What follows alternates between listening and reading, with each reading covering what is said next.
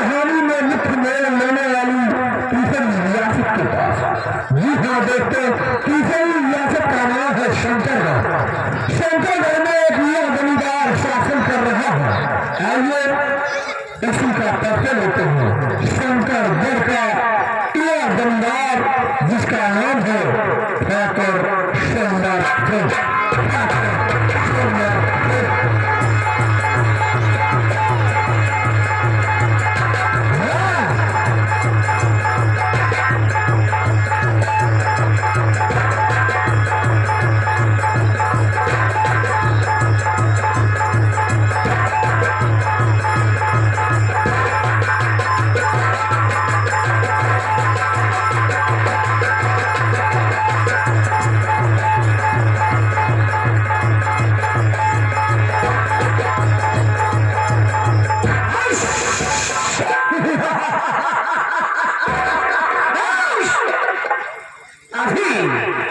अभी आप लोगों ने सुना कि मेरा हीरा जमींदार सुंदर कर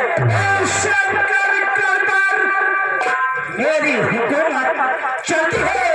जो भी मेरे खिलाफ आवाज उठाए वो बेला मारा गया है। कहना है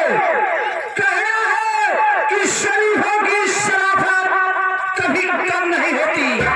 शरीफों की शराफत कभी कम नहीं होती।